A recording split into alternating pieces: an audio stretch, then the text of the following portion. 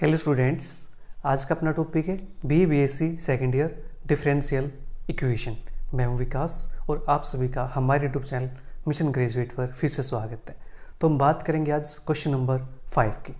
तो question number 5 अपने पास d2y/dx² -8dy/dx + 15y = 9x e⁻²x। ठीक है, इस क्वेश्चन को हमें सोल्व करना है by method of undetermined coefficient. ठीक है, करते हैं सोल्व इसको।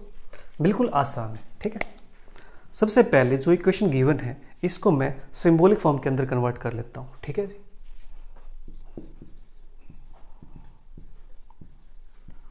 The given equation in symbolic form is अपने पास क्या बनेगा, ये d2 -8d + 15y = 9x e⁻²x। इसको मैंने लेट कर लिया इक्वेशन नंबर 1। अब फाइंड करते हैं इसका CF फाइंड करने से पहले auxiliary equation is d2 -8d + 15 = 0। ये बनेगा d - 3 d - 5 = 0। ठीक है, -8 माइनस प्लस 15 हो जाएगा अपने पास। d = आता है 3 और 5। ठीक है, देयरफॉर CF = अपने पास बनता है C1 e⁻3x + C2 e⁻5x।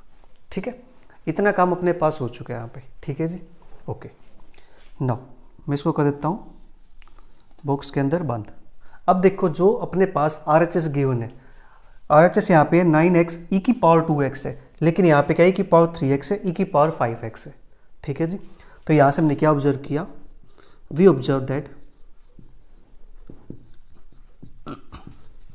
RHS no terms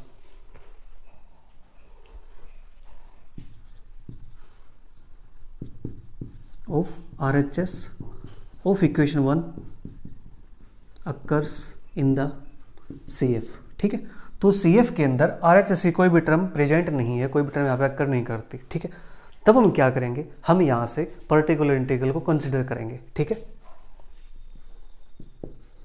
late us consider particular integral of equation 1 etch अपने पास yp = अब देखो अपने पास क्या है, x की पावर 1 है, e⁻2x है, तो a1x e⁻2x + a2 e⁻2x, यानी x की पावर 0 तक हमें यहाँ पे जाना होता है, राइट।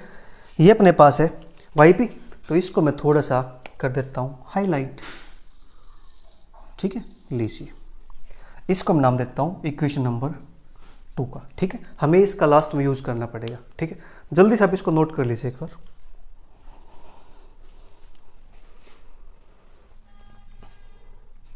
अब हमें इसका डेरिवेटिव करना है। ठीक है जी, तो yp है, तो d yp = इसका डेरिवेटिव करेंगे तो अपने पास आता है 2a1x e⁻2x। एक सेकेंड, यहाँ पे अपने पास लगेगा प्रोडक्ट रूल। ठीक है, ओके, ठीक है, कोई बात नहीं, मैं यहाँ से इसको ऐसे लिख देता हूँ। a1 कांस्टेंट है, ये बाहर हो जाएगा, x e⁻2x लगेगा product rule, first function as it is derivative of second plus second function as it is derivative of first. ठीक है, प्लस a2 यानी 2a2 e⁻2x। हाँ जी, ये अपने पास आ गया यहाँ से, और यहाँ से हम लिख सकता है 2a1x e⁻2x + a1 e⁻2x, और यहाँ से प्लस 2a2 भी है, तो मैं एक काम करता हूँ e⁻2x को यहाँ से कॉमन निकाल देता हूँ। ठीक है, अपने लिए काम थोड़ा सा और आसान हो जाएगा। a1 + 2a2 e⁻2x। ठीक है, अब d2 yp, ये अपने पास क्या बनेगा, फिर से यहाँ पे 2a1 है, ये बाहर हो जाएगा, x e⁻2x, x e⁻2x हमने यहाँ भी लिया था, तो सेम अपने पास ये आ जाएगा यहाँ से 2x e⁻2x + e⁻2x प्लस। ठीक है, अब इसका डेरिवेटिव करते हैं 4a2 e⁻2x। आप इसका कर लो, इसका कर लो, एक ही बात है। ठीक है, अपने पास ये आ गया यहाँ से। एक सेकेंड, हमने यहाँ पे डेरिवेटिव किया था, तो अपने पास 2a1 बाहर हो गया, इसका डेरिवेटिव अपने पास ही आ गया, और यहाँ से जब हम करते हैं डेरिवेटिव देन अपने पास ये आता है a1 प्लस 2a2, ठीक है, ये रहेगा यहाँ से a1 प्लस 2a2 e की पावर 2x, क्योंकि 2a1 या x e की पावर 2x तो अपने पास यहाँ पे था ना, ठीक है। हमें फिर अगर इसका डेरिवेटिव करें तो फिर इसका डेरिवेटिव करना पड़ेगा, ठीक है। अपने पास डेरिवेटिव आ गया दिस, राइट। देयरफॉर अब मुझे क्या निकालना है, मुझे निकालना है दिस d2 माइनस का 8t प्लस का 15। अब देखो ये अगर पर्टिकुलर इंटीग्रल इसका सॉल्यूशन है तो क्या करता है, डिफरेंशियल इक्वेशन को सेटिस्फाई करता है। हाँ जी, तो सेटिस्फाई करना चाहिए ना, तो अब इसके लिए निकाल लेता हूँ मैं, ठीक है। d2 माइनस का 8t प्लस का 15 y की जगह क्या आ जाएगा, y पे आ जाएगा, ठीक है, क्योंकि पर्टिकुलर इंटीग्रल सेटिस्फाई करेगा। तो डी स्क्वायर है, डी स्क्वायर की वैल्यू अपने पास क्या है, दिस। मैं इसको इसे लिख देता हूँ 2a1 2x e की पावर 2x e की power 2x plus a1 plus 2a2 e की पावर 2x, ठीक है। फिर हम माइनस का 8d, तो इसकी मल्टीप्लाई मुझे माइनस 8 के साथ करनी पड़ेगी, तो ये बनेगा यहाँ से माइनस का 16 a1x e की पावर 2x, इसकी मल्टीप्लाई करते हैं माइनस 8 के साथ, तो माइनस का 8 a1 प्लस 2a2 e की पावर 2x, ठीक है। नाउ फिर 15 y पे, तो इसकी मल्टीप्लाई जो y पे अपने पास है ये रहा, इसकी मल्टीप्लाई 15 के साथ करनी है, तो अपने पास बनता है प्लस 15 a1x e की power 2x plus 15 a2 e की पावर 2x, ठीक है। इतना काम हो गया। अब यहाँ से जो a1 की टर्म है उनको एक साइड कर लेते हैं, जो a2 की टर्म है उनको एक साइड कर लेते हैं, ठीक है, या फिर जिसमें x प्रेजेंट है उनको एक साइड कर लेते हैं, ठीक है। देखो अपने पास अब x किस किस के पास प्रेजेंट है उसको देखते हैं। देखो x अपने पास यहाँ प्रेजेंट है, तो 2 2 जा 4 a1 x e की पावर 2x से कॉमन आ जाएगा, ठीक है। फिर x की टर्म देखते ही यहाँ प्रेजेंट है माइनस का 16 a1, फिर x की टर्म अपने पास यहाँ प्रेजेंट है प्लस 15 a1 और यहाँ पे आ जाएगा x e की पावर 2x, ठीक है। अब वो टर्म लेते हैं जिनके पास x प्रेजेंट नहीं है, ठीक है, प्लस x यहाँ प्रेजेंट नहीं है तो अपने पास आएगा 2a1, ठीक है। फिर x अपने पास यहाँ प्रेजेंट नहीं है तो प्लस a1 प्लस 2a2 फिर x यहाँ पर ही प्रेजेंट नहीं है तो आएगा माइनस का 8a1 माइनस का 16a2, फिर x अपने पास यहाँ प्रेजेंट नहीं है प्लस का 15a2 e की पावर 2x, ठीक है। इतना काम अपने पास हो चुका है यहाँ पे, राइट। नाउ अब देखो a1 a1 a1, ठीक है, माइनस 16 प्लस 15 तो माइनस का 1 प्लस का 3 1 4, तो क्या बनता है 3a1 x e की पावर 2x, ठीक है। इतना काम अपने पास हो गया यहाँ से, हाँ जी।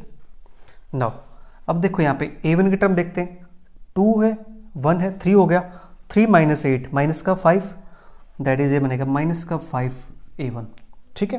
फिर a2 की देखते हैं, 2 है और 15 माइनस का 16 तो बनेगा यहाँ से माइनस का 1 प्लस का 2 तो बनता है प्लस का a2, ठीक है। इसको कर देता हूँ ब्रैकेट के अंदर बस यहाँ लगा देता हूँ प्लस का साइन, ठीक है, e की पावर 2x, राइट। इतना काम हो गया यहाँ से।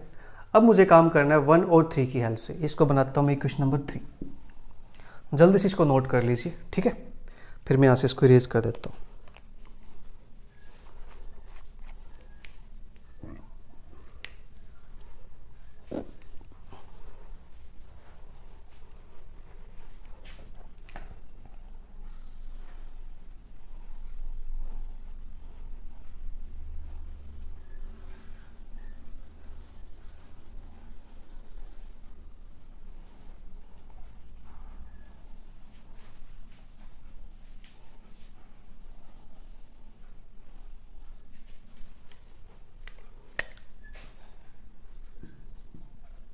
From equation 1 and 3 we have, ठीक है, लेफ्ट साइड की वैल्यू अपने पास ये वाली है 3a1 x e की power 2x plus minus 5a1 plus a2 e की power 2x is equal to 9x e की पावर 2x। अब यहाँ से इक्वेट करेंगे, ठीक है,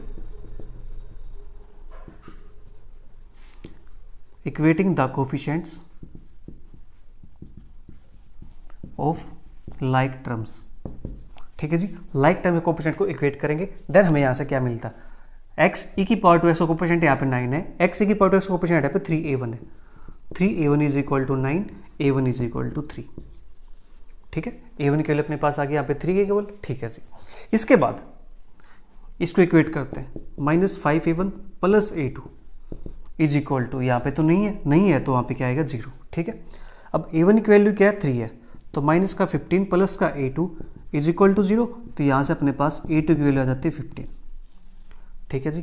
a1 की वैल्यू अपने पास आ चुकी है, a2 की वैल्यू अपने पास आ चुकी है। अब इन दोनों वैल्यूज़ को हम पुट करने वाले हैं इक्वेशन नंबर 2 के अंदर, ठीक है।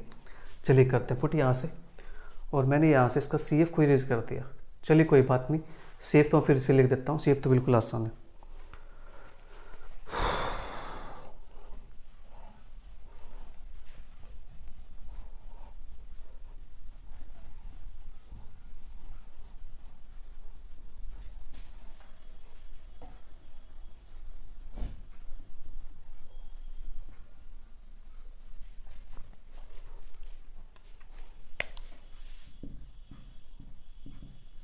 Putting values of a1 and a2 in equation number 2, तो अपने पास यहाँ से मिलता है yp is equal to a1 की वैल्यू है 3x e की पावर 2x प्लस a2 की वैल्यू 15 e की पावर 2x, ठीक है। हमें क्या चाहिए, कंप्लीट सॉल्यूशन चाहिए, हैंस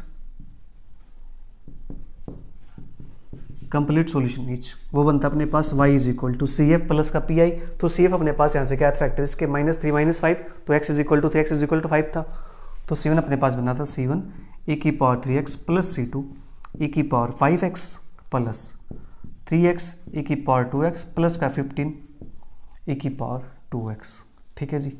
ये आ गया अपने यहाँ से इसका रिक्वायर्ड आंसर। क्वेश्चन नंबर 6 अपने पास d2y by d x square plus 2dy by d x plus 4y is equal to 2x square plus 3 e की पावर -x, ठीक है। ये अपने पास है, करते हैं इसको solve. The given equation in symbolic form, इस सिंबॉलिक फॉर्म के अंदर क्या बन जाएगी, d2 plus 2d plus 4y is equal to 2x square plus 3 e की पावर -x। इसको लेट कर लिया इक्वेशन नंबर 1, ठीक है। Auxiliary equation is d square plus 2d plus का 4 is equal to 0, d is equal to -2 plus minus के 2 का square अपने पास यहाँ से बनता है 4 माइनस का 4 चौक 16 अपॉन में 2, ठीक है। -2 प्लस माइनस के 4 माइनस का 16, ये अपने पास बनता है यहाँ से माइनस का 12, और -12 है तो आइटा आएगा अपने पास, ठीक है। और 12 को हम क्या लिख सकते हैं 2√3 आइटा अपॉन में 2, ठीक है। और यहाँ से बनेगा अपने पास -1 प्लस माइनस का √3 आइटा, ठीक है। Therefore CF is equal to, अपने पास देखो रियल पार्ट है -1 e की power -x C1 cos √3x plus C2 sine √3x, ठीक है। CF अपने पास आ चुका है, CF को मैं कर देता हूँ हाईलाइट, क्योंकि हमें इसकी रिक्वायरमेंट होगी फिर, ठीक है। इसको इरेज नहीं करेंगे ना, इतना काम हो गया यहाँ से। अब देखो जो CF अपने पास आया है और जो अपने पास RHS गिवन है इक्वेशन 1 की, ठीक है। ये देख लो, ये देख लो की बात है, यहाँ पे x की टर्म यहाँ पे के पावर -x, लेकिन यहाँ पे इनकी कोई भी टर्म प्रेजेंट नहीं है, ठीक है। तो यहाँ से लिखते हैं we observe that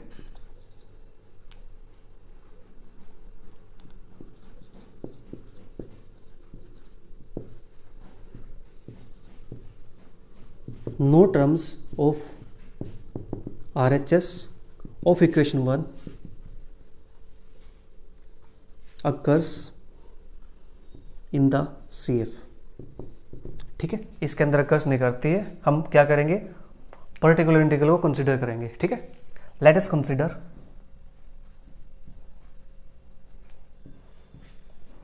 the particular integral of equation 1 as yp is equal to, अब देखो यहाँ पे दो टर्म है 2x² है, तो इसको कॉन्स्टेंट a लगा करके a1 a2 इस टाइप से, ठीक है। वहां तक जाना है जब x के पावर मेरे पास क्या हो जाए 0 हो जाए, ठीक है। a1 x square plus a2x plus a3 plus, अब यहाँ पे एक ही टर्म है a e की पावर माइनस एक्स, तो इसको लिखूंगा मैं a4 e की पावर माइनस एक्स। ठीक है, इसको नाम देते हैं इक्वेशन नंबर 2 का, और इसको भी मैं कर देता हूँ highlight.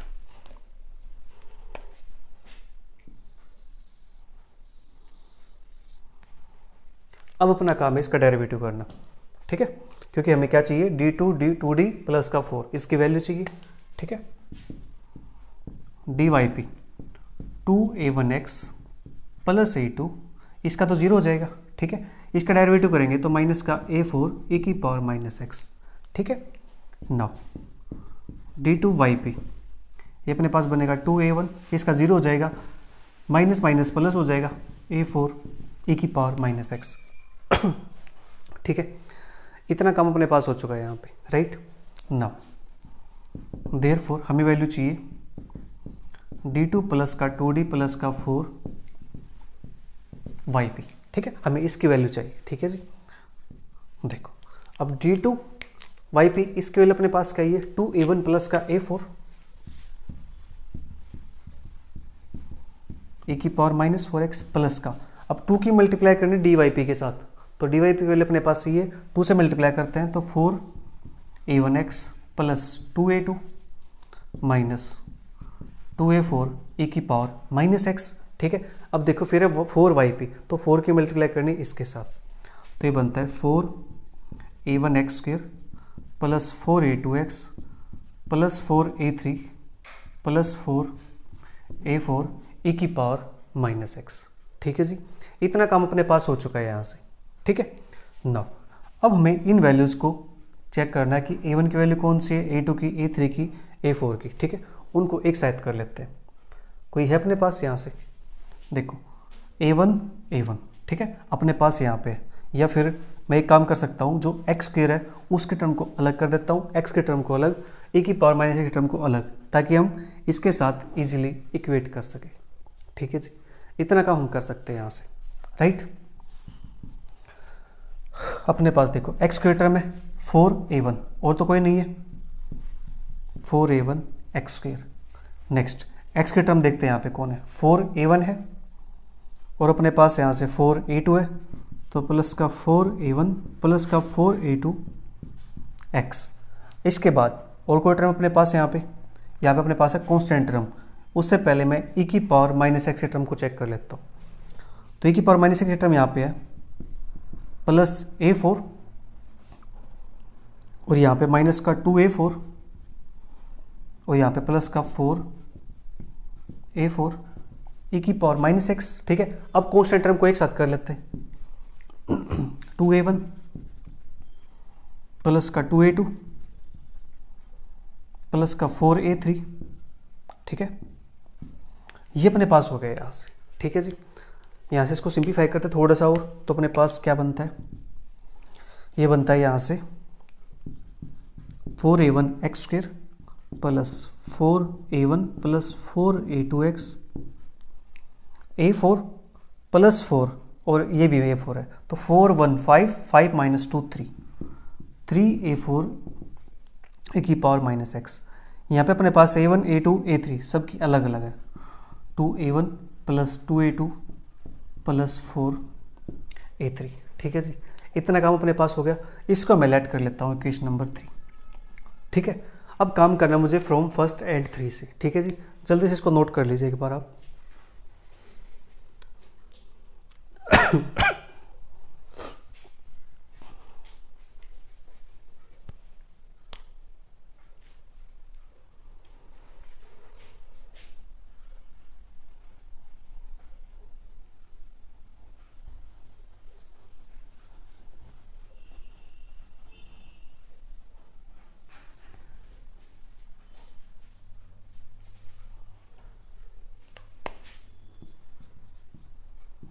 From equation 1 and 3 we get, तो हमें यहाँ से क्या मिलता है, ये as is 4a1 x square plus 4a1 plus 4a2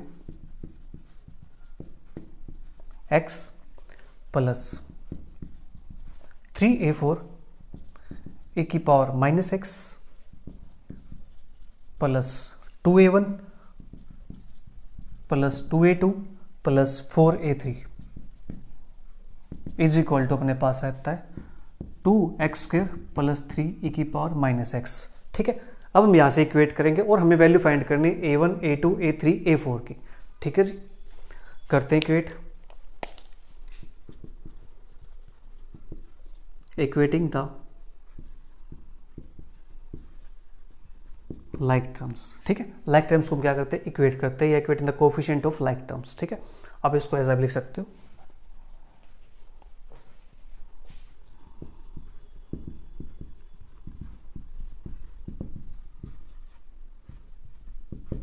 ठीक है, अब देखो यहाँ से, यहाँ पे x स्क्वायर की टर्म है, कोएफिशिएंट है 2, x का कोएफिशिएंट यहाँ पे 4a1 है, तो 4a1 is equal to 2, a1 is equal to 1/2। ठीक है, इतना काम अपने पास हो गया यहाँ से। हाँ जी, इसके बाद अब देखो ध्यान से, यहाँ पे अपने पास e⁻⁻x का कोएफिशिएंट कौन है 3, इसका कोएफिशिएंट कौन है 3a4, 3a4 is equal to अपने पास आ जाता है 3, this implies a4 is equal to 1। a4 की वैल्यू अपने पास 1 के इक्वल आ चुकी है, a1 की वैल्यू आ गई, a4 की वैल्यू आ गई है, तो यहाँ से मैं इसको इक्वेट कर सकता हूँ। हाँ जी, 4a1 plus 4a2 is equal to 0, क्योंकि x का कोएफिशिएंट यहाँ पे तो प्रेजेंट नहीं है, a1 की वैल्यू क्या है 1/2, तो 4 1/2 प्लस a2 की वैल्यू अपने पास यहाँ से निकल के आ जाएगी। ठीक है, 4a2 इज इक्वल टू 0, ये बनेगा यहाँ से 2, उस साइड जाएगा माइनस का 2, तो a2 की वैल्यू कितनी हो जाएगी, क्या माइनस का 1/2 हो जाएगी। हाँ जी, देखो ये 2 बनेगा, उस साइड जाएगा तो -2, 4 से डिवाइड कर देंगे तो माइनस का 1/2 आ गया। अपने पास a1 आ चुका है, a4 आ चुका है, a2 आ चुका है, अब क्या चाहिए हमें, हमें चाहिए सिर्फ a3। ठीक है, अब देखो इसके बाद a3 निकालना है। a3 के लिए हम अपने पास इसको इक्वेट करना पड़ेगा। ठीक है, ये कांस्टेंट टर्म है, यहाँ पे कांस्टेंट टर्म कोई प्रेजेंट नहीं है। ठीक है, तो 0 रहेगा यहाँ पे। मैं इसको इरेज कर देता हूँ यहाँ से, इसका काम अपना हो चुका है।